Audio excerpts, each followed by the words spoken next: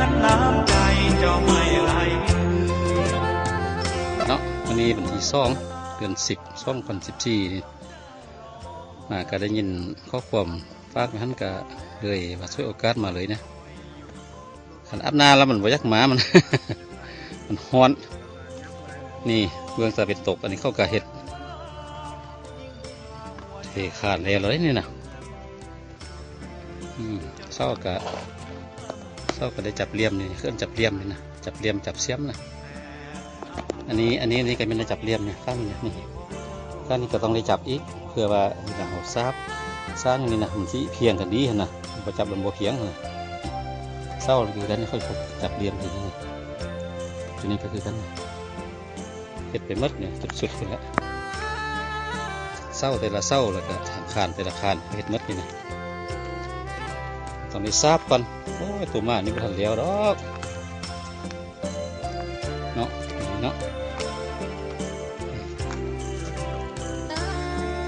สัญญาณเราเป็นนี่ให้เบิ่ง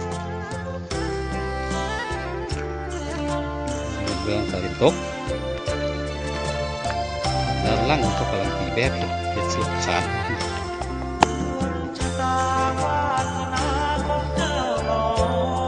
เห็ดขาดทับขึ้นนะกับเบื้องนี้แท้มันเทขาดแล้วนะขาดทับแล้วเบื้องเป็นว่าอย่าง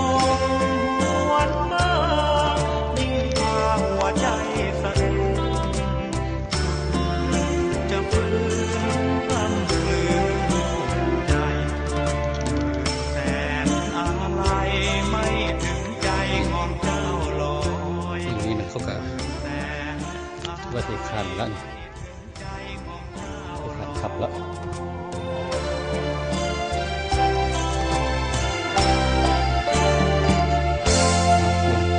ถ้าเกิดเศษออฟถังนะพี่บ้านนะถังล่างมันก็คือสภาพเก่าแหละเนาะ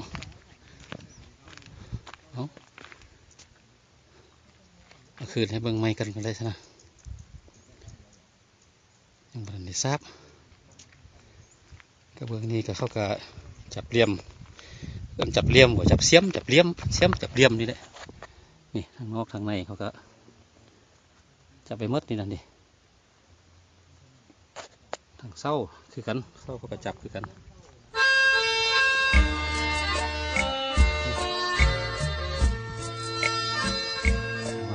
จับมดเพื่อว่าเขาแทงเขาซีซาบนี่นะมันเพียงครับหัวให้มันเห็นหอยรวมหัวนี่ที่น้ำกว่ากันละเอียดกว่าเดี๋ยวเราก็ตัวมาก็เอาตะนางใส่เอารถนี่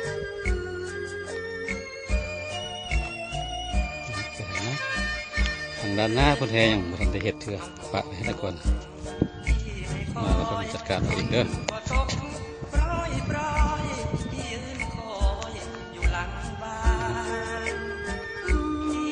เอาคือมีบอลอยู่บอลนอนผู้ใดนอนเขาอยู่นี่จ้ะโอ้มันอยู่ยังกี่ขนาดพักผ่อน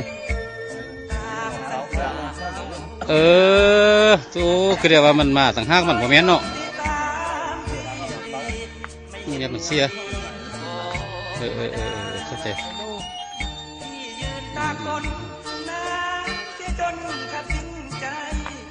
มันกระลักไฟฟ้าอยู่ฮั่นเข้ามานี้สารออกมาเมื่อนั้นก็เอาไปให้คนอย่างนี้ให้แต่ปวดอยู่บนนอนมันยังได้อย่างนี้วะ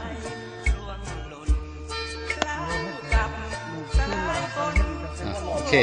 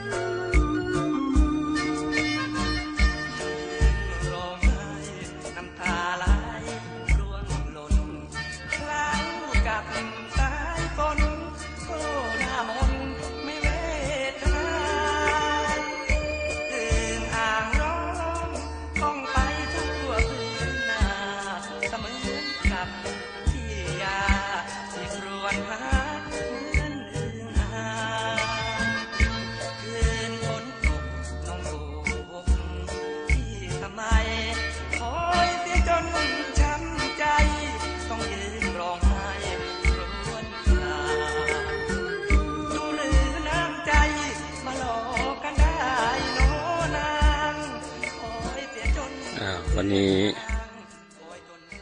คือว่าเกือบแล้วเราได้นี่นะเป็นแต่งเศร้านี่นะแต่งเศร้าแล้วก็จะได้เอาหน้าตะนางมาใส่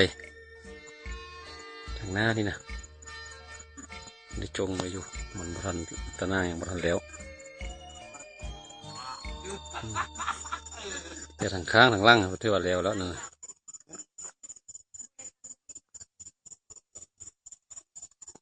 โอเค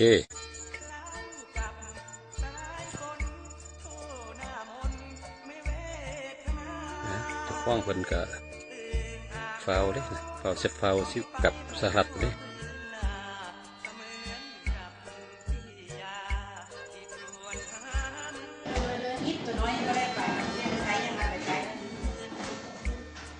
เตรียมตัวกันสิขึ้นรถแล้วสิมือเวียงจันทน์แล้วมือนี้อื่นก็แม่นขึ้นยนต์ลงคนละไปบางกอกคนละรถละสองมือก็แม่นพอกันอยู่สหรัฐคนเด้อ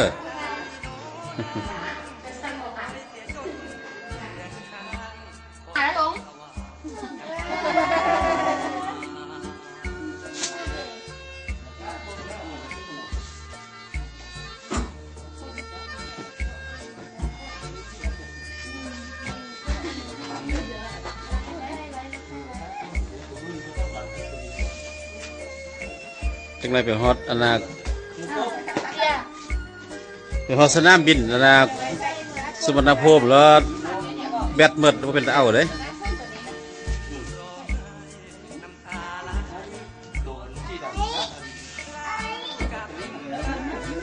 หมวกอายเฮีย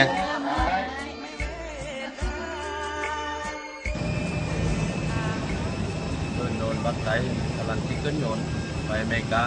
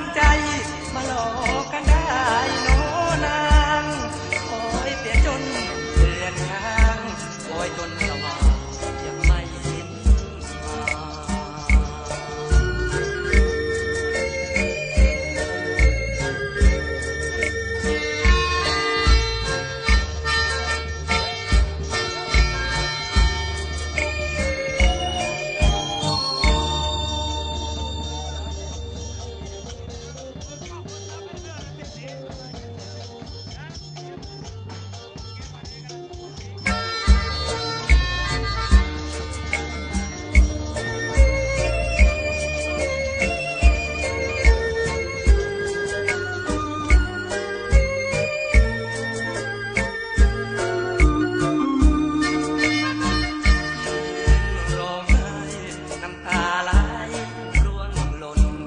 คล้างกับ